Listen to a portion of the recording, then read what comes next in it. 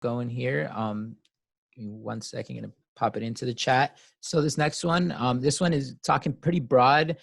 I think that this one's more coming from students being a little bit overwhelmed on where to find everything for their classrooms or how it's set up in their Canvas account. But the next question is, my instructors are inconsistent. Sometimes they want the item emailed to their account and sometimes they want it sent to Canvas. I want faculty to know that it's confusing and stressful when it constantly changes and directions aren't always clear. So once again, I think that this one is just kind of from when the transition first happened, when we were going to online classes. For some people, that was really hard at first. Some people are already kind of dipping their toes into online classes. But if you are one of those students that is having trouble adjusting and kind of having trouble organizing, please reach out to your teachers once again. All right. And then any hands on that one?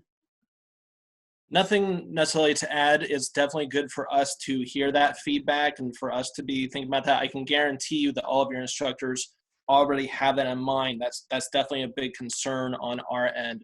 But I do appreciate whoever put that question out, just helping us know that sometimes we're still not getting it all the way right. But be aware that all instructors are different. One might want Canvas, someone might want Zoom.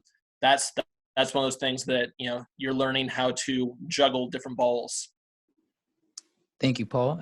Gary, go ahead. You have your hand. Yeah, you know, it's kind of like the clarity thing is always an issue. You know, you just like when you write a paper, you can look at that paper 15 times. As soon as you print it off and submit it, there's a glaring error at it. I can read my directions several times, and it's clear as the day is long to me. And I post it, and all of a sudden I get an email. I go, oh, okay. Then I will correct it and send it back out. But yeah, I'm a creature of habit. I like structure. I'm a good German. I do, you know, those types of things. So I totally get when, seriously, do you want us to change it again? I totally get that. So. Thank you, Gary. Kara, I see your hand raised. Yeah, so as a business instructor, what I can see for you as a student is to take this as an opportunity, because your boss isn't always going to say the instructions exactly the same way every time.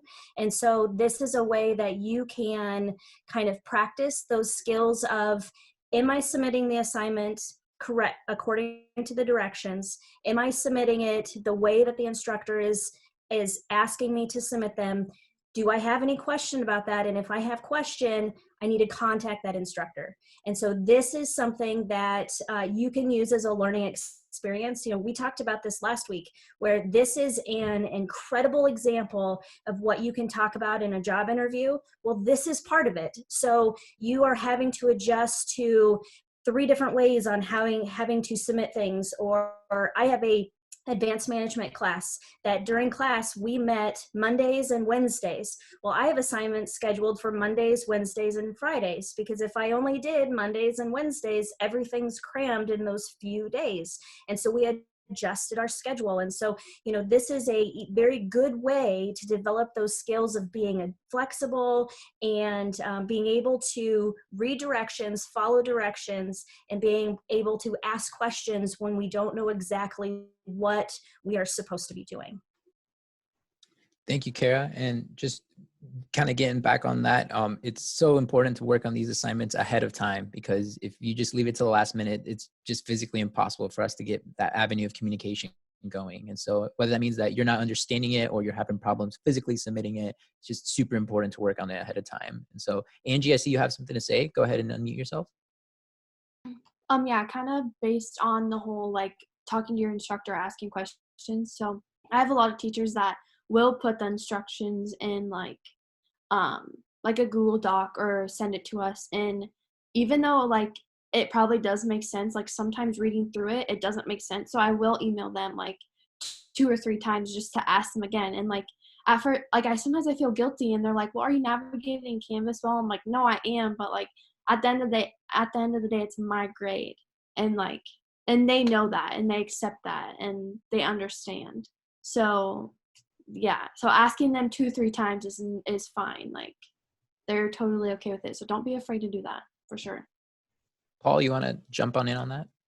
I just want to reemphasize that we are all learning how to be excellent communicators right now. This is, as Kara was talking about, this is the learning experience. This is, in some ways, almost lucky that we're getting a chance to learn to be at the level of communication we need to. And again, just like Angelina was talking about, if you're getting those instructions and you're not clear, it's up to you to let your instructor know and give us a chance to clarify that for you. All right, Chris, do you want to jump on in on that? As an instructor, I will tell you that if I'm answering the same question 2 times, my response is, okay, we need to get on Zoom, because sometimes you just need to hear it verbally. And that's perfectly fine that people need to hear directions verbally. In fact, when I started, I made directions and then I made videos talking about the directions, which I think some people didn't really appreciate having to look at both of those, but some people just need to hear it. So just, if that's what's happening, just say that, like, can we meet face to face? I just need to hear the directions verbally.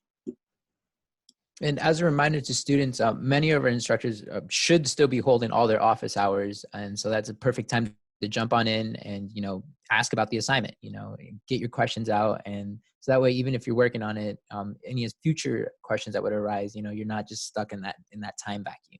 So I'm going to go ahead and get on to this next question here.